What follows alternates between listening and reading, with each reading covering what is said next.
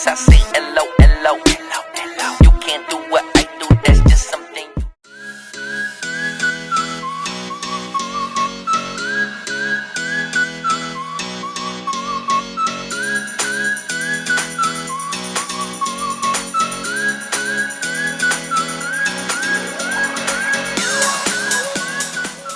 We are the Boss J Entertainment and we are here at Landers Fairview. See you in our Facebook page and YouTube channel. Please like, share, and subscribe.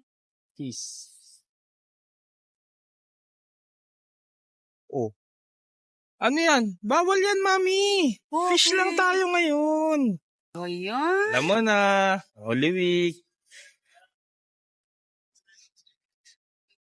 Oh, ano yan? Ano yan? Ano yan? Bawal yan, Mami. Fish lang tayo ngayon. San linggong fish? Ano yan, Mami?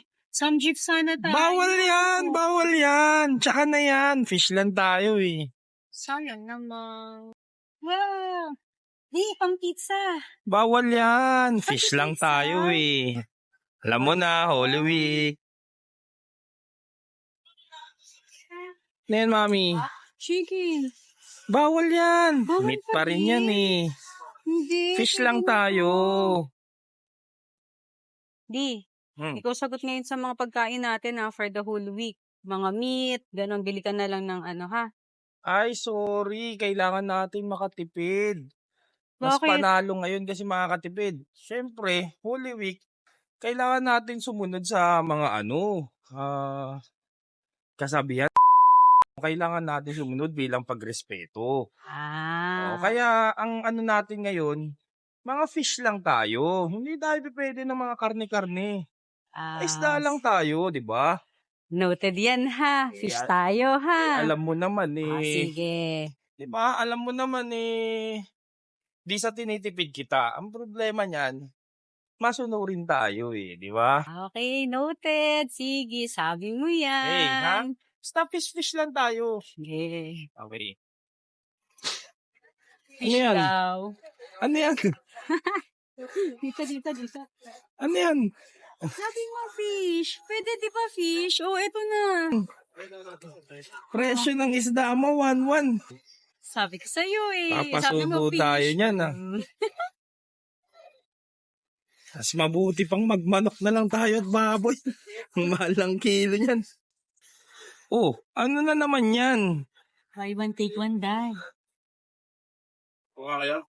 Mayayari na naman tayo Fish dyan. ulit. Buy one, take one. Yes. 1 for my gate. Ano yan? Ganun talaga. Kanina 1-1, ngayon 1-4. Ay, ikaw may gusto Arte mo Nayari yata tayo dyan Lugi ako Ba't nagmanok na lang tayo? Sa kababoy. Anong klaseng mga isda ba yan, Mami? May ginto ba sa loob ng bituka niyan?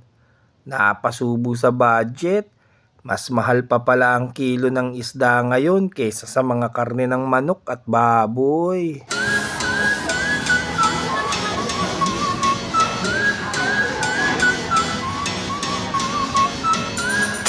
Mami.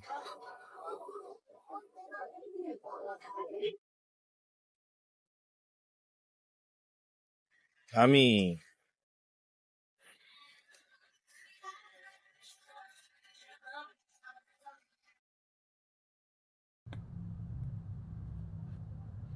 Bilang paggalang sa bawat relihiyon, kailangan natin ng respeto. Tayong lahat ay may iba't ibang paniniwala. At ang importante ay ang nilalaman ng ating puso't isipan.